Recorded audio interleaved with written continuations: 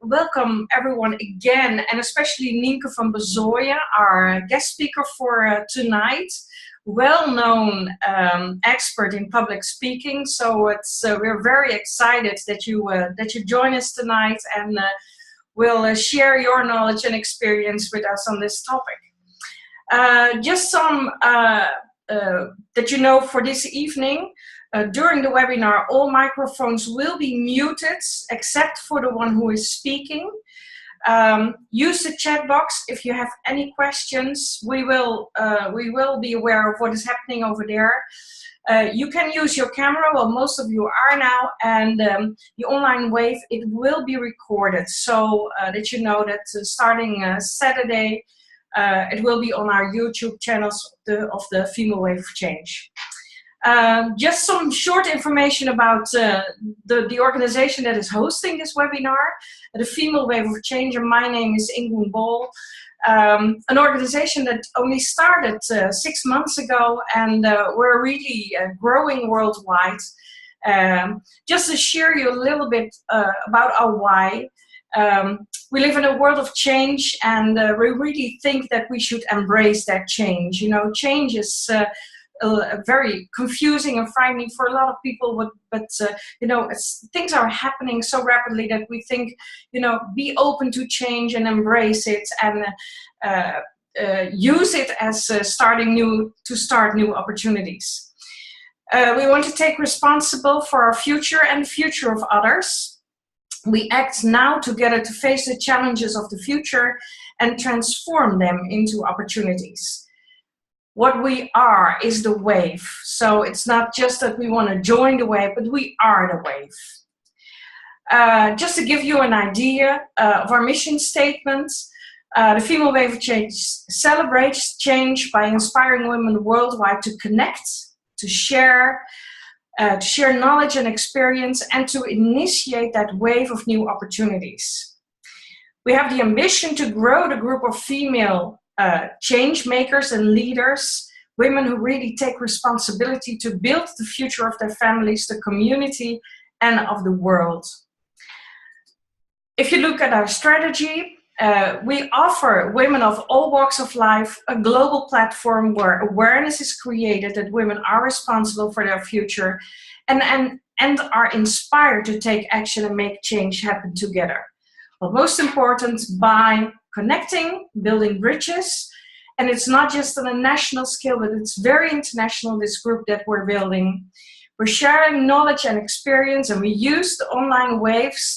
It's one of the tools that we use to share our knowledge, and we initiate those new opportunities. Well, you can find us now everywhere. Well, you did find this this webinar, but you can find us in our Facebook group, LinkedIn, Twitter, Instagram, YouTube.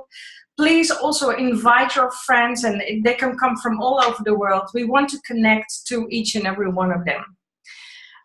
Inspiration, sharing knowledge and experience. We use our online waves every 2 weeks now. And the good news is we have found someone in Singapore who will start doing the webinars, the online waves for the Asian group, for the Asian area. And of course, we will be able to listen in as well. And we will record these webinars as well, because we know we can learn from them, they can learn from us. It will be great to exchange. So connect, inspire, create. The global kickoff, we're very excited and working hard to prepare the global kickoff wave on the 19th of September in the Netherlands. Will be a great event with loads of very interesting speakers. We focus from speakers from all walks of life, and not just, well, they come from all areas in the world. And it's not just speakers, but it's also really going into action and working together to take these first steps to transform the future.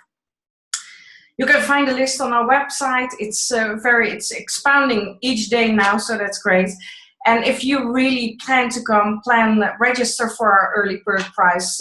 You can what you can do now for the next I don't know until but probably the next month. Of course, before I give the word to Nienke, you know, a growing organization, we need friends. We need the money to grow the organization as we are doing it so fast as we are. So we need people who become our friends, who become best friends. There's lots of opportunity to get involved. So reach out to us and let us know in what way you would like to get involved with the Female Wave of Change. Well, that was that was all I'm going to say for tonight.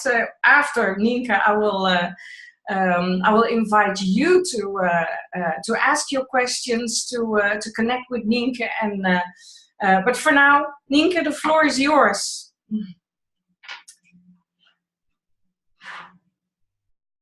Great. Yeah. Now you're unmuted. Now I'm unmuted. Can you hear me, everybody? Good. Good to see some nodding. Great. It's really an honor to be on the Female Wave of Change. You know, I was in contact with Sandra and Ingrid recently, and I do create some waves. I'm involved in Heart of All Women, an online community. I'm involved with the Global Institute of Extraordinary Women. I'm very happy to see Draumira from Czech Republic there. Yes, and she's one of my colleagues. So it's really, really nice to, what we say, have connecting tribes to create the waves together. That's very important. And today I'm asked to speak about public speaking. And public speaking, I always say, well, public speaking is not for everybody, they think. Well, public speaking, everybody does that. Because as soon as you open your mouth for an audience, then more than one, you speak in front of a public. And how do you do that then effectively? You know, I've been all over the world, been trained with all awesome people, voice coaching, trainers, whatever. And still I was hungry to bring that more into the world in an authentic way. Now I've been trained by all these telcel marketing methods saying yes or yes and all kind of other positive affirmations. And it didn't work for me. So I was searching for something else. And while I was searching, I realized what I wanted to get across didn't exist. So I'm a creator. So what do you do when it doesn't exist? Make it yourself. So I made my own public speaking method. And you can skip the public speaking method. And I will guide you through. I will guide you through today and add a little extra to it as well.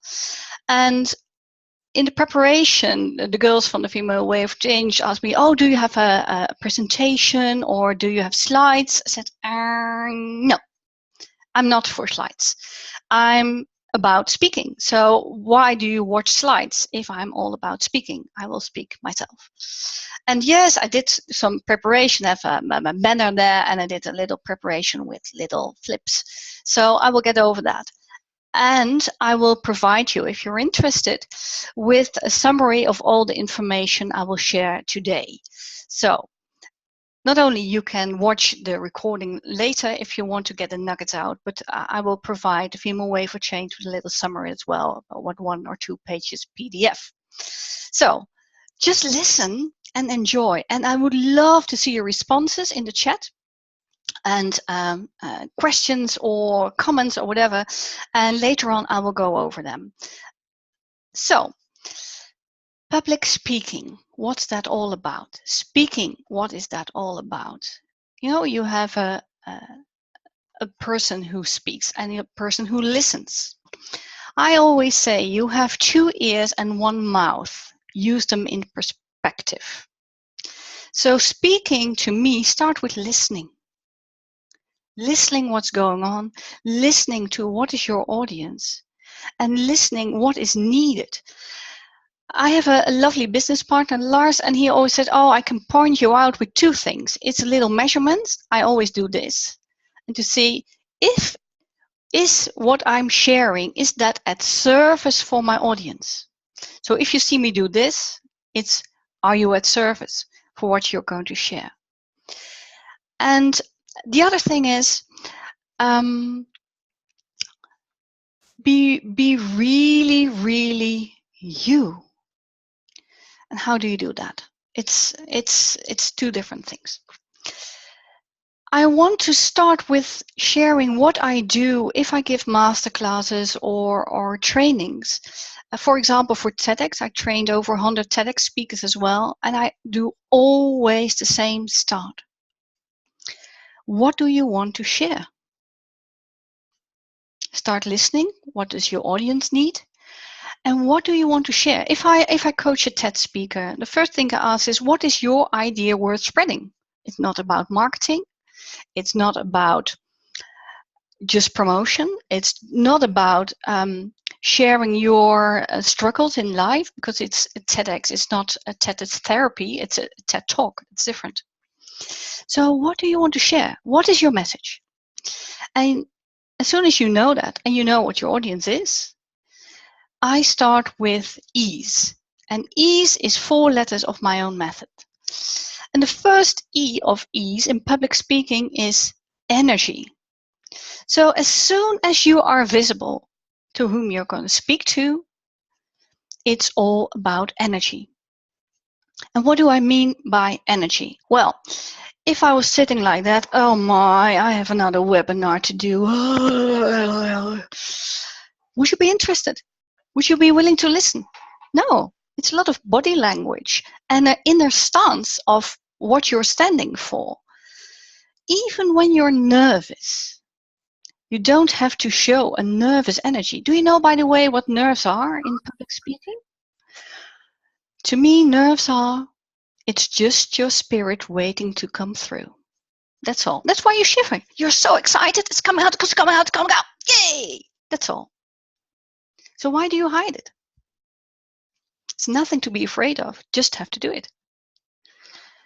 And if you know your audience, they can receive it. But your energy, it's also, how do you dress yourself?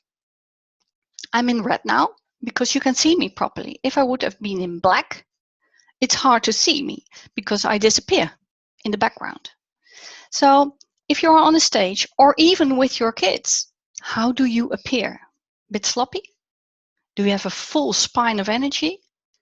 The responses will be different, no matter if you speak to your spouse or you speak to a group of 5,000. I've done both.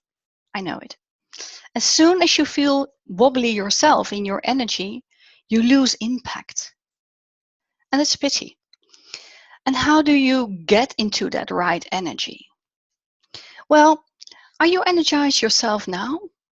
I don't know. I can't see you all. Not everybody is having the camera on. But I'll let you do a little exercise to pump up the energy. Is that all right? Well, put your hand up like this. And then make a fist and do this. 1, 2, 3. And then flip. 1, 2, 3. A bit faster. 1, 2, 3. 1, 2, 3. 1, 2, 3. 1, 2, 3. 1, 2, 3. 1, 2, 3. And release. How do you feel? Can you feel a little tinkling in your hands? Do you feel energized? I can see some smiles from the people who are on camera. So it's very helpful to give yourself a little boost. It's nice. Just little tricks like that can help you a lot. And be aware, if you speak in front of a group, your energy will be picked up as soon as you are visible for your group, for your audience. So that can be even the train station or on the parking lane. So if we look at the event, what's coming up on the 19th of September for the Female Wave of Change, as soon as you park your car or you come by train and you're visible for the others who are going to listen to you, be aware of your energy. It's the whole authentic you that's going to appear. So if you know that, you can be at service for your audience with the right energy. And that's an inspiring, creating waves energy. Otherwise, it doesn't work. It doesn't mean you always have to be like, with all respect, Anthony Robbins. He jumps on a trampoline for 15 minutes before he goes on stage. It's pumping up the energy. It's great if you're Anthony Robbins. If I would do that, I will be out of breath. My body doesn't like it. So I better do something else. And I have my own inner energy to bring for 12 hours if I need. But it's a choice. It's a choice how you come across. So that's all about energy. If you have questions, just pop them in the chat. I will go over it later. The second letter of my method E.A.S.Y is the A of authenticity. So who are you? People buy you. You can have a slick logo, a perfect website, a really awesome business card with a mirror on the back, and wait. But is that you? People buy you, not your business card. Your kids buy you, not a phony. So who are you? Are you aware of that? What are you standing for? What's your real message? And if you look at the 3 principles of the female wave of change, the why, the how, and the what, I change them around a bit, but they're similar. I start with why. Why are you speaking about what you speak about? In my case, public speaking. Why public speaking? Because I like to create impact. That's my why. Not for me, but for my audience. It's never about me. I have a lovely colleague. Says, I make you shine in the spotlight. I said, well, I can, but I'm not a car wash. You get dirty again. I want you to come from within. So I can learn you all tricks, but I want you if you work with me. And I want you if you are on a stage, the real you. Because that is so much longer for longer terms in sustainability of your message. If you're a bit of, well, one time you're this, one time you're that, with a low energy especially, people are not going to buy you for a long time. Authenticity is key. If you have to know yourself, have some bit of self-reflection, have some feedback from people around, and know what you're standing for. So in that order, have your energy first, then know yourself and speak from yourself. On the 3rd place, I go to the S of E.A.S.Y, and that's skills. And a lot of people ask, why don't you start with skills? Because, I want to learn some tricks. I want to learn how can I become a better speaker? Well, if you don't know what energy you bring, if you don't know yourself, what is it to use for speaking skills? To whom are you going to use that skills for? It starts with you first, your authenticity. So in skills, I look at the 100% effectiveness in speaking. And what do I mean by that? Well, if you want to be 100% effective, there are 3 areas of importance.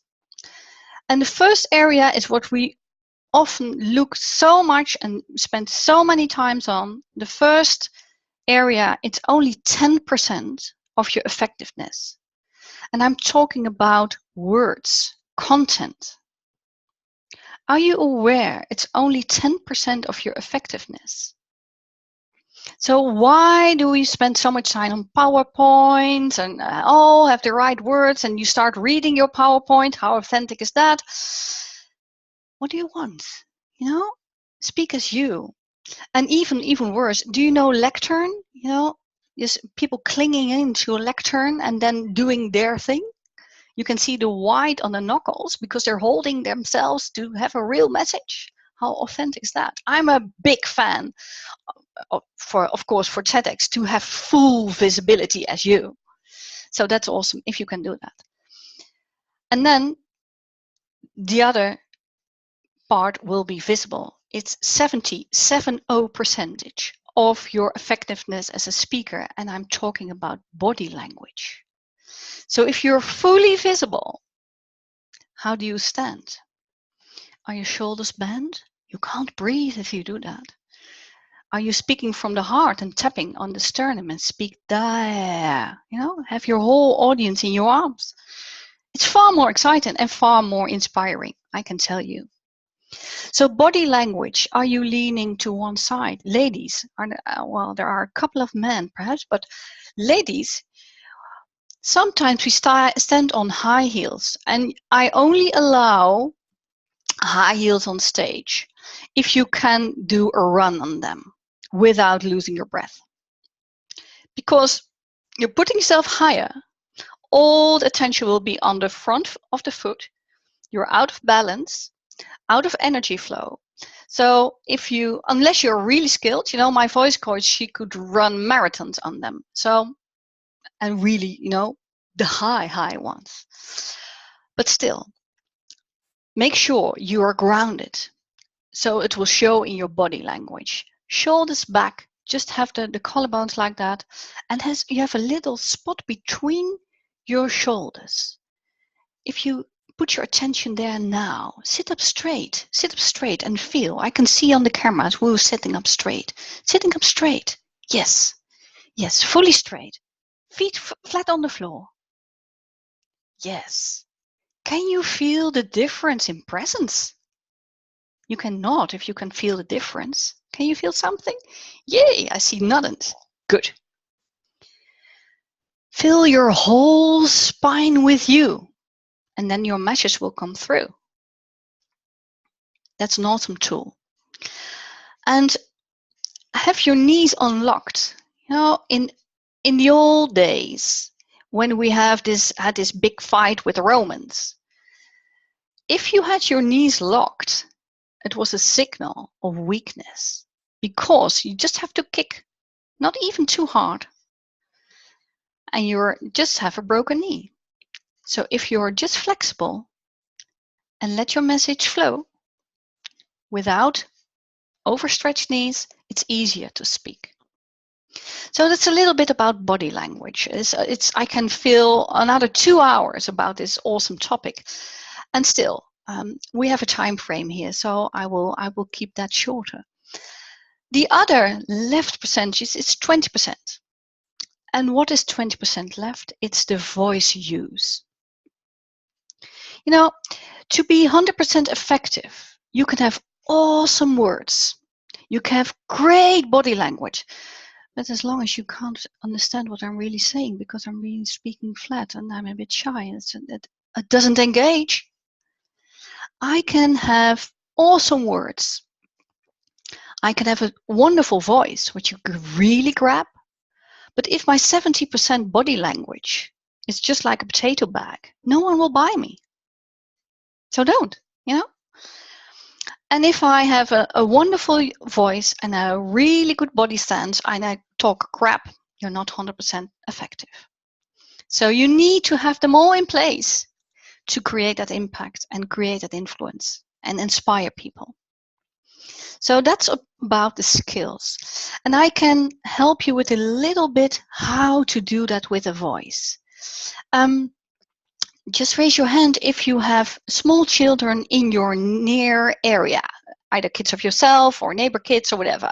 Just show a bit of hands. I will scroll around. Okay. Yes, a couple of you. Well, do you ever read them a story? Yes. Well, I used to be a nurse. I don't go into that, but I used to be a nurse in my 25 years earlier career. And then I changed.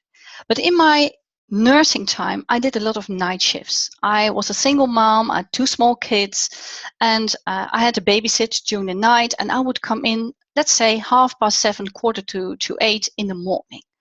First thing your lovely kids ask when they're about 5 years old, "Mom, do you read me a story?" Just imagine, I've been up for 8 hours in a row to help very, very ill people in the hospice. So that's tiring work, I can tell you. And then I had a 45 minutes car drive. And then, "Mom, do you read me a story?" How present and how energetic do you think I was at that time? I can tell you, if you do the same book that you had read already 125 times before, after night shift, it's hard to keep that energy up. So they would poke me on the side, say, "Mom, come on." So that's what I mean by how do you use your voice. You have to attract the people by how you use your voice. I have a a tool, what I say, it's punch and stretch words. Punch words is like you give them a real punch and highlight them of importance. I can give an example for TEDx. It's really important now. It's all bang, bang, bang. And stretch words, it's painting a picture of the female wave of change. It's stretched on the nouns.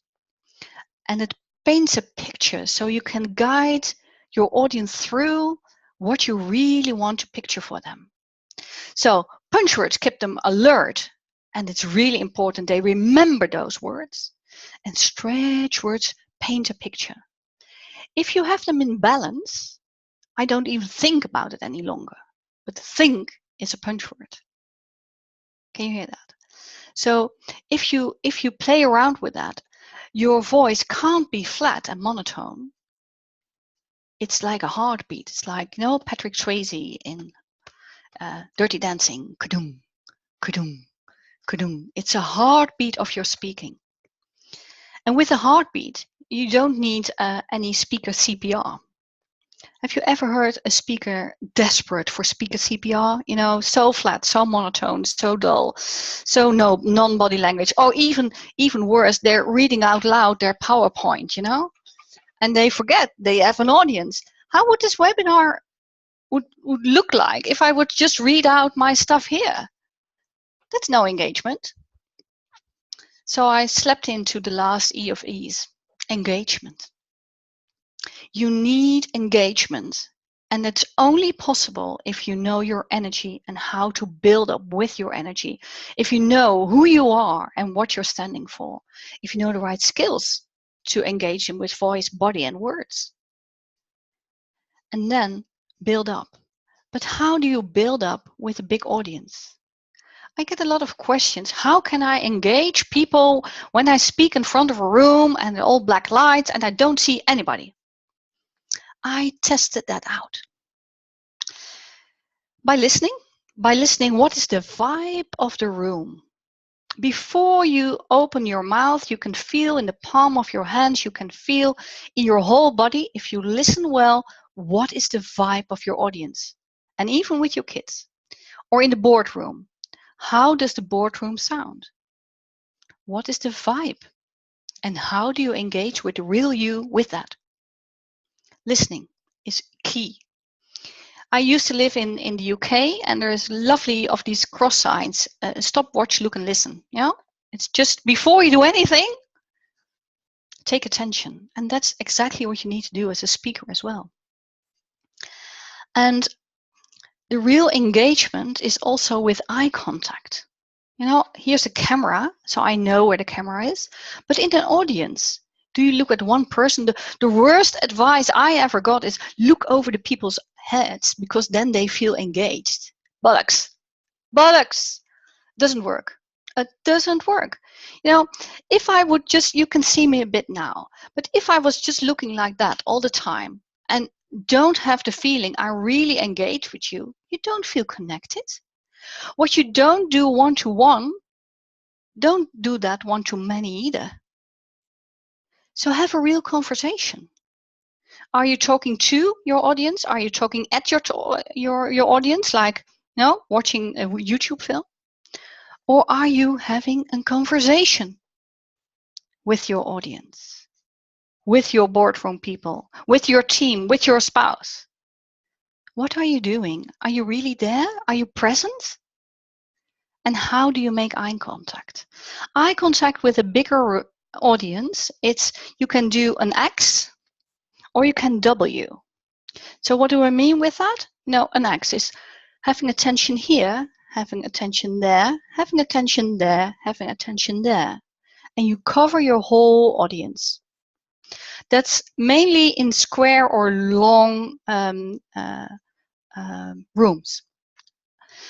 The W is for the more wider audience, where you have a bit of a half a circle or something. You can have an eye contact here and there and here and there and there, and then you go back.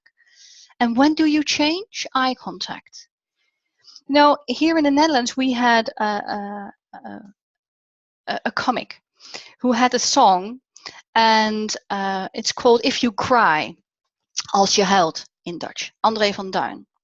And he was wearing glasses and he was just pushing a button and he would spray all kind of tears into the audience, spraying like, you know, like a sprinkler. If you spray eye contact, you reach no one. You just make them wet. So have direct eye contact, like a real conversation. Don't look aside. See people in the eye and change when your sentence is finished. Next one. Direct eye contact is a real engagement. And, well, it's not always easy, especially when you're nervous and you want to give a lot, you know? You start talking. And how do you switch? Sometimes on the end of your breath, there's a bit of sentence left. Can you digest that? I take a sip. Do you know if you're speaking on inhale or exhale? Do you know? Shall we test? I know you're all muted and we keep it like that, but just put your hand in front of your mouth for 5 centimeters like that. And then count out loud to 5. 1, 2, 3, 4, 5. If all is well, you can feel something like a bit of breath on your hand.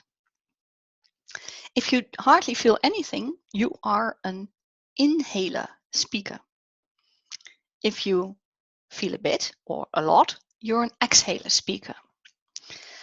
In character, exhaler speakers are outgoing and love to share. They come from within to you. Inhaler speakers are more introspective. They are so more to themselves. And they keep a breath and they speak a bit. And the voice got a bit lost because they're thinking too. In public speaking, that can be in a dramatic effect, but it will affect you as a speaker. So make sure if you breathe well and you bring your voice out, it never can be in an inhale. It only can be a gift in an exhale. And it will save your voice. If you have a tension here after speaking and you do this a bit, it's mainly because you're breathing too high, your throat gets dry, your mouth gets dry, and you can hear like that. It's a smacking sound. A smacking sound is just your notice. You're breathing too high and not often enough. So if you just take a breath on every end of a sentence, and the sentence is 15 words or less, point. Breathe, next sentence. It prevents you from the habit of talking too fast as well. We have a very kind old man who was reading the news, and his name for the Dutch people is Philip Frederiks. Philip, he must be a lovely guy, but he had a bit of a stumbling words when he started, and he's an extremely inhaler speaker. So what he does is, and then he starts talking, and he wants to put so many sentences in one breath that I get out of breath even watching him. But what would happen if you speak like that in front of an audience? Slow down, engage, slow down. Now, I want to go back to children. You know, I'm a mom of 2, and they're already out of the house, and you know, I'm very proud and very happy that they have their own life now. But there was a period that I had to feed them with a spoon.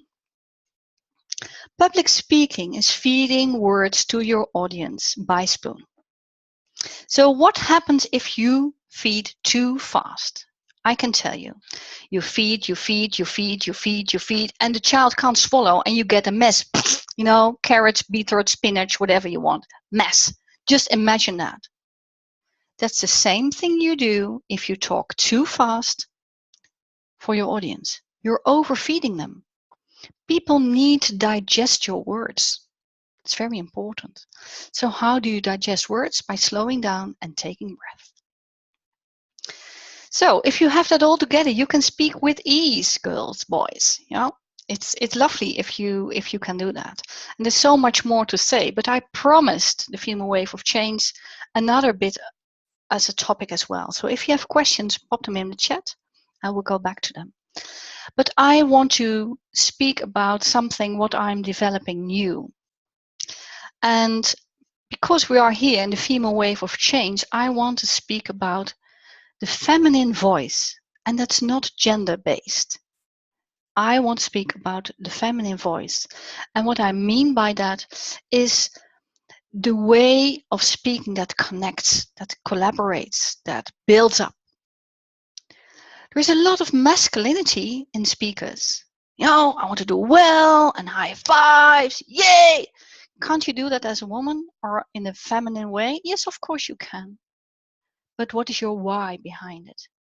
And what is the force what's driving you? And what is your audience? I made a huge mistake when I was giving a training at a Dutch National Railway. You know, imagine 50 men in suits mainly. And they were pointing to each other while they were speaking, while they were giving their presentation. Said, well, that's really sort of like putting an attack on someone. And in some smaller group, I said, it's a bit like the Bill Clinton syndrome. If you say the Bill Clinton syndrome in a group of 50 men, you get a total wrong perspective, I can tell you. I said, no, it's not what I mean. If you watch videos of Bill Clinton in his masculine way of acting, he is doing this all the time. He's pointing and giving power with his hand, with his fingers like that. I don't know if it was by accident, but I'm trained by the same people who trained Bill Clinton. And they told me a secret. If you watch any videos after, let's say, 2007, Bill Clinton has changed his pointing. They couldn't stop him of putting all this movement in, but they stopped him by pointing, and now he's just putting his fingers over like that. So he's only doing this. It's awesome if you know. Yeah, I usually give a warning. If you have me, you can't watch to any other speaker in a normal way as you did before. So that's a little sort of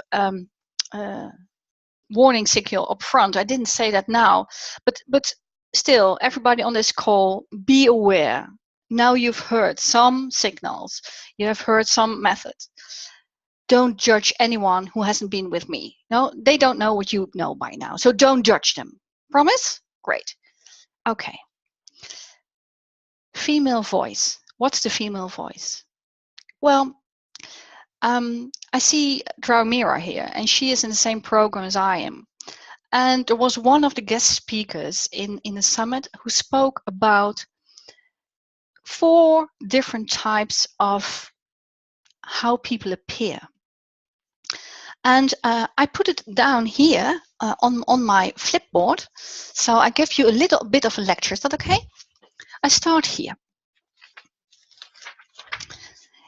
In case you can't see the letters, it's LM, low masculinity. How do you recognize someone who's acting from a place of low masculine energy? Well, if I say Donald Trump, it should cover it all. Donald Trump is acting from impulse. He's very much in putting people up towards each other. He's not in bounding things together. He is really talking from a force. So that's a very sort of powerful acting with only a result what can benefit him. I call that low masculine energy. Then, of course, you can imagine it's HM, high masculine. High masculine, it's also a force, but a force to achieve something for the better good. That's the difference. It's not about ego. It's about, hey, we can do that. I can lead you so we can have it better. So it's not gender-based. A lot of women can do that too, you know? Just build it up, because we want to achieve something. I used to do that a lot. It warned me out because it wasn't me. And I worked in healthcare for a long time, as I shared, as I was a nurse. And what I saw there a lot is this one. The low feminine energy. You know, we like to complain because it's so much. We like to bond together and gossip a bit. You know, it's, oh, can you be in my camp? Because, oh no, it's so heavy on me. What does that do with your energy? You know, it's bonding, yes, for sure. Can you achieve something? Yes, by complaining. So it's not gender-based, but hey, be aware what you do. There's only one left. You can see it, of course. High feminine energy. High feminine energy is about collaboration. It's doing things together, achieving too, but created together. And it's not about, hey, I've done that all. Look at me. Yes, I made it. You know, success doesn't mean anything to me. Achieving a lot means the world to me. That's why I'm so happy to be here, the Female Wave of Change, because that's what the whole thing is all together. You know, build it up together. So how can you do that in speaking? I want to wrap up with that. You know, sometimes you need to lead people through. And you can do that by just stepping up and show, hey, here's a difference. That can be a bit of a low masculine energy. You can hear it in your voice, but sometimes you have to do a wake-up call. And sometimes, depending on what audience you have, you need to shake them up. And then you can go to one of the other, high feminine or high masculine way of speaking, depending on your audience. If you want to inspire a lot, if you want to create a collaboration, if you want to create more than just something for yourself, you tap into the high feminine. I would give an example of the high feminine in both the Obamas. They can step up for the higher good. They can do all kind of other stuff because they want to create a better world, not by force, by collaboration. You can hear that in their voice. You can see what they do, and there are many more. I will put in the overview some other examples of the all 4 fields, so you can recognize them, and I put a YouTube link for an inspiring speech if you like to. So that's what we can do together, and it all comes to knowing yourself and knowing what you want to achieve by sharing your message. So if it was up to me, I would say, you know, everybody has a voice that needs to be heard. Heard in an environment where you can make the difference. Why are you on this call? Because you're a change maker, or you want to contribute to change makers? Are you in the wave, or are you watching the wave? Are you creating the wave with your voice, with your story, with your being? Then you can make it. And I'm happy to help you out. So, Ingun, it's nearly 1:45. I promise you to be ready. Perfect. Thank you very much. Well, I've certainly heard some new things. So, and the first thing when I finished my opening presentation, the first thing I wrote before you started speaking, I said, we need to skip this presentation. So, well, you can say it. You can say it, and you can send out things later. Yes, and that wasn't me. So it's that was no. Thank you very much. I see a question here from, or maybe it's not a question, from Dra. Oh, I'm sorry. Mira. Yes, her. And I think maybe if you open your microphone, and you can share it with us. Yeah, hello, good evening. Can you hear me? Yes, we can. Right. So, Nienke, thank you very much for sharing the inspiration about public speaking. So my question relates to the balancing the actually high feminine and high masculine, and especially what I see very often is that when speaking to the male audience, you know, women very often tend to be in that high masculine behavior, you know, so how to avoid it, because it usually doesn't look very authentic. Yeah. So they lose the feminine energy to actually trying to be a masculine in the speaking, just only attract the male audience. Do you have experience with that, and could you share some advice? Yeah, I can. Knowing your audience, like I said, helps a lot. And it's mainly in the voice and in the body language, how you appear as your feminine. I work mainly with men, and I always tune into their sensitivity in what they want to achieve. So that's their goal, their purpose. And then I work from that. And if they want to force that, I bring in the more flow and let's say water or air into the real fire. You know, just to blend it, to make a real nice mixture. That's what I do I tend to be quite masculine in a very feminine group. You know, I have them too. Especially when the women are using the voice like that, you know, I'm triggered in my masculinity. So what I do, I listen to my own body, because my body tells me first what I need to do. Because if I'm leaning backwards or try to stand on one hip, I'm out of balance. So when I'm in flow, I'm totally aligned with what I do with my voice, with my words, and with my body. So if I notice in my body, okay, ooh, I'm leaning backwards, there is something lacking in the balance in energy. So I listen to myself first, because I have the tools. I can't expect it from audience. So I listen, and I listen what is needed. So speaking starts with listening to the body, listening to the group, listening to what you want to say and who you are. And knowing yourself is essential in that all. Does that answer your question? Good.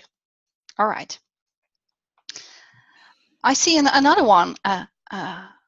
Bonnie. How are the speakers on TEDx chosen? Shall I go on that? Because I get that question a lot.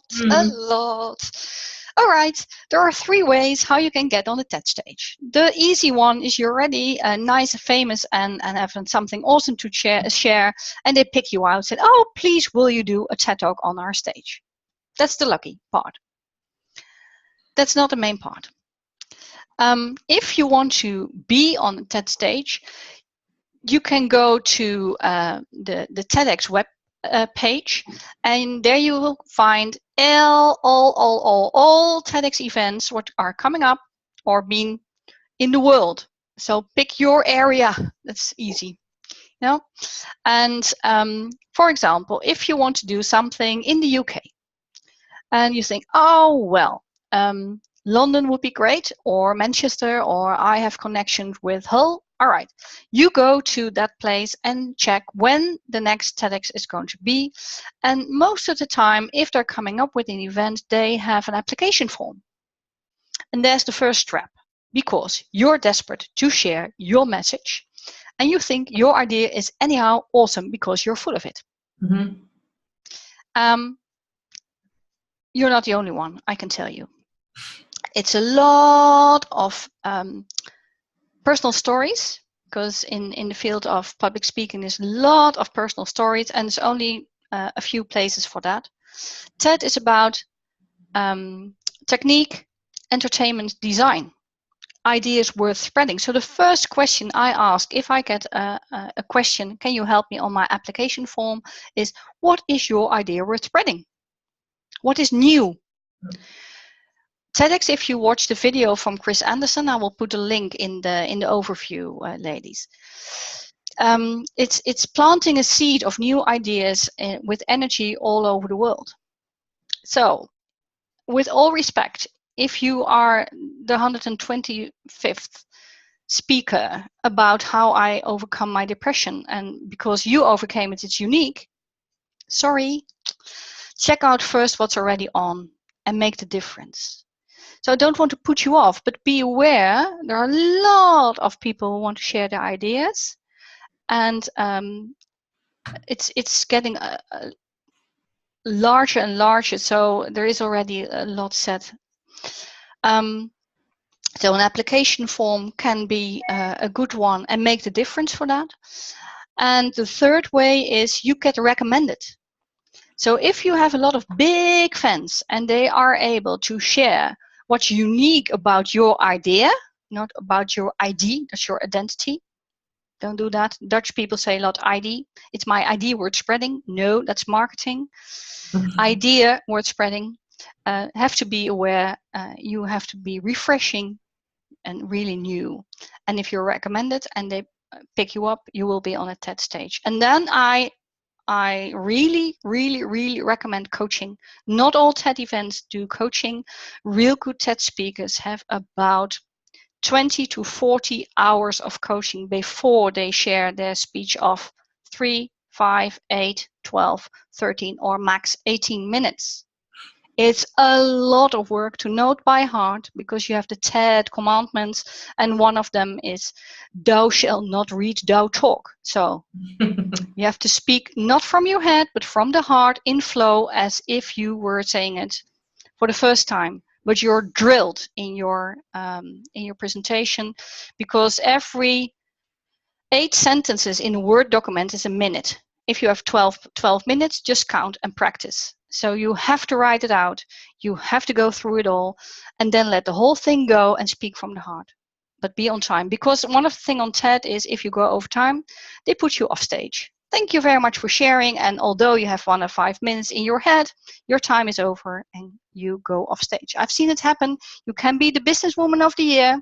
If you go over time, they take you off stage. So, does it help about TEDx? Bonnie, does that answer your question?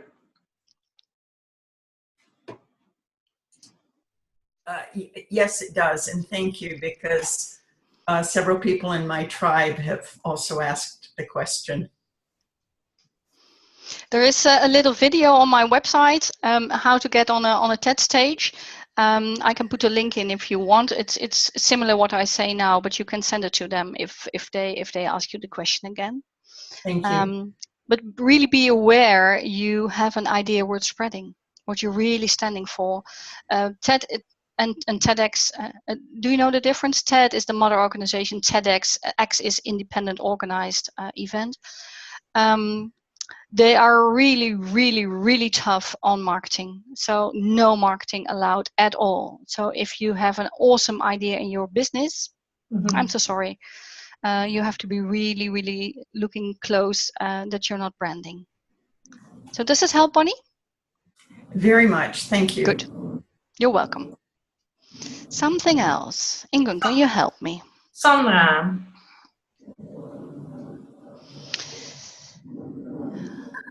All right. Oh, I love that. Sandra.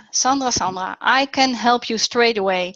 It's so much you have in your head and everything is there, and then at the end of the speech, half of it is gone, isn't it? Yeah. I have a very easy structure for that. Just follow 4 guidelines. Have first your why, then your what, then your how, and then your what if. That's the whole structure you need. So why is your introduction? What is what you're going to do? It's the practical stuff. It's all the practicalities you need to know. How? It's making it practical. So have interaction with your audience, have a practical example. What happens? You know, bring it alive in the how. And what most of the people forget is the what if. And the what if is pointing out the perspective. If you do, for example, female wave of change. What if you're part of the wave? If you have that also included in your speaking, you only have to remember where you are. Am I in the introduction, in the why? Am I explaining in details in what? Am I making it practical in the how? Or do I point out in the perspective? That's all you need to remember. A bit of, well, how much time do you have? Because you can do that in 8 hours and have 2 hours each. And you can have it in 1 sentence per explanation. So that's the frame I always use. And it's very helpful because these 4 areas are the way people process information. So you have why people in your audience, you have detailed people in your audience, you have practical people in your audience, and you have people, what if I join? So you have them all. So if you go through this frame, you cover everybody's attention. And that's awesome. That's creating impact. Does that serve your question? Absolutely. Wonderful. Wonderful. Just test it out. Make fun about it. Should have known this by this morning. Well, it's also how you write your text, how you do your website. If you cover all 4 areas, you're done. You've got them all. And that's how you create impact. Great. Thank you. Do I miss anything? One person I would like to ask some, Nienke, because Janneke is also in this group. Mm-hmm. And Janneke, she's a minister, and she needs to talk a lot for a group. So I was wondering, Janneke, does this resonate with you? How do you prepare for your speeches?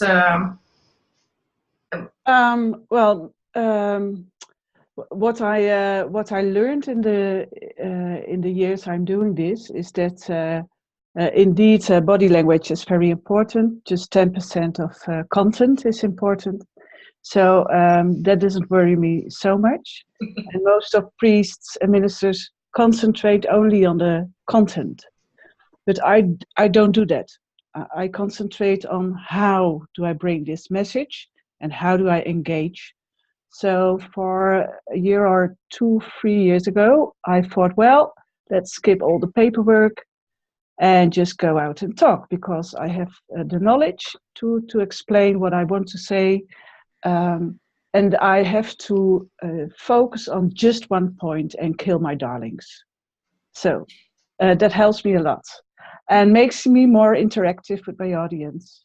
So I understand very much of what Nienke tells, but I'm learning new things as well. So very happy to join. Yeah, good to hear, Janneke. I work with quite a few politicians. Yes. On the high level as well, and what I also learned them to use the timeline, and that's the little nugget. Timeline. If we read here in the Western world, we read from the left to the right. Mm-hmm. Mm-hmm. So if we point something in the past, we use the tense to the left side. Mm-hmm. If we point something in the future, we go to the right side. Mm-hmm. And we forget your audience is mirrored. Mm-hmm. So mm-hmm. all politicians, what we have to do really better now, and they point everything in the past. Yeah. Yeah. I shared this knowledge with Jesse Klaver, and he changed it. Okay. Oh, good. Yes, but I'm not into politics. All right. Anyhow, but that's a good thing to you. It's really timeline is very important. It's very important, and there is also a place where you have stories and where you share your experience. Mm-hmm. That's more in the back of the stage, and more up front, it's the conversation space. So if you train yourself to do a little step forward, if you are asking for interaction, even if it is a rhetorical question, mm-hmm. you make that interaction more upfront. And if you go back, they don't interrupt you with questions any longer if you show it in the right time. Mm-hmm. for just do it twice, and the audience will know. So it gives you the space to speak freely when you have to speak freely, and to have the interaction when you want to interaction. Otherwise, you get disturbed with all the what if people say, what if, what if? So it's really helpful. Yeah. Thank you. Okay, well, Nienke, I think that was the last question, unless there is someone out there who still has something to ask Nienke. I don't think so. I do believe that each and every one has questions, how we can improve what we want to share with the world. So, and we're not yet on the TEDx stage, so there's still a lot to learn. But I think we all really enjoyed what you have been sharing with us. So thank you very much for this evening. And it's well, you know, we have recorded it. So starting, I think from Saturday on, it will be online on our YouTube.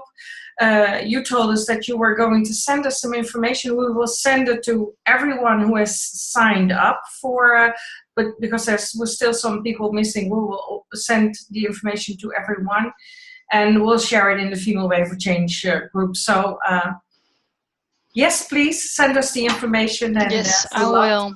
A lot of learning. I will, as long as I can be at service for the audience, you know, that will work. Thank you very much. Thank you very much. Well, thank you all for being here, and love to see you next time as well. In 2 weeks' time, we have the Inspiring Ladies of Color.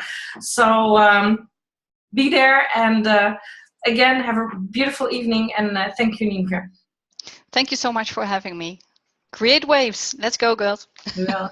Bye. Bye-bye.